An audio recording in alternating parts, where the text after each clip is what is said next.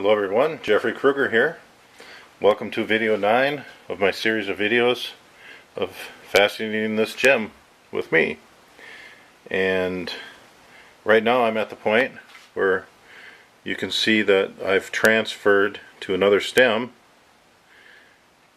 And I'm just going to show you, this is very, very true. Let me see here if I can just... That would be waving all over the place. It looks just like one rod. Really nice. And you can see the grooves are all lined up. When you get a faceting machine, you have one of these fixtures like this that you get that are like two V blocks with something to align the grooves. And this one here, what I did was I just put two stems together. And I did it a couple of times and it just wasn't quite what I wanted for trueness. It's probably a really good fixture, but it's been laying around for longer than I've been alive and just needs some rework. So someday I will put this in a surface grinder and grind it in line and go over all the parts, maybe add a few things and get that up to par. But for now I have to confess that I used a watchmaker's lathe to get this together so true, and I had to play a special trick.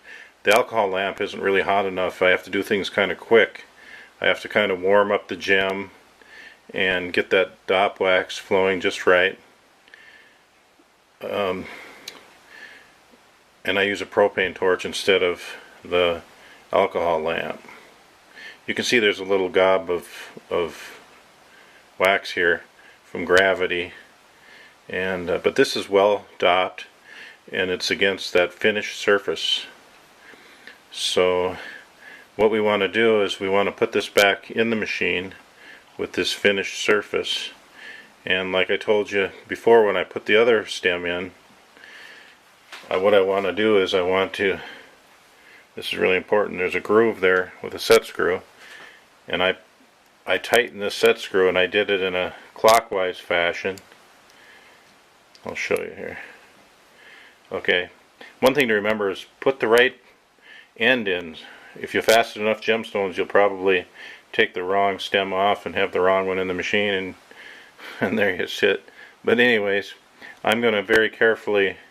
I've got this. I know that I have this. Just a minute here. Feel there.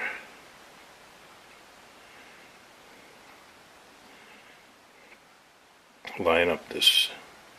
There we go. Okay, I have that set screw here in the groove, and what I'm going to do is I'm going to very carefully put a little pressure right like this in a counterclockwise direction as I tighten the set screw.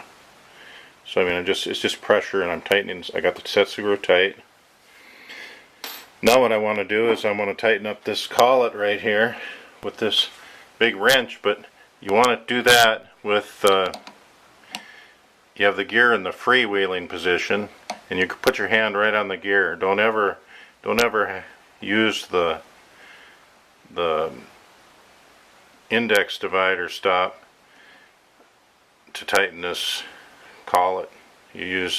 Put your hand right on the gear with that big wrench there so you don't damage your index gear. But anyways, now I have this stem that I take another visual at it and make sure I've got the right one end in.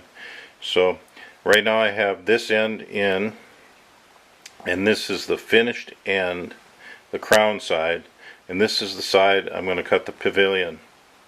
So I want to get rid of this stem. It's very simple.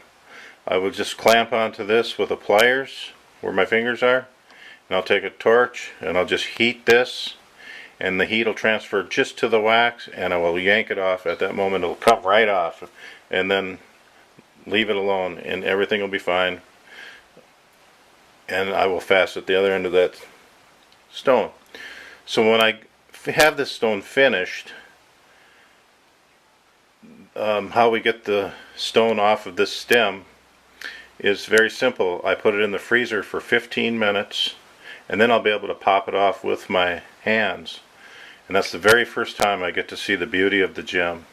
So stay tuned in my next video, video 10, and you will see how I see the gem for the first time after I've finished it. So thank you very much, and have a great day, everyone.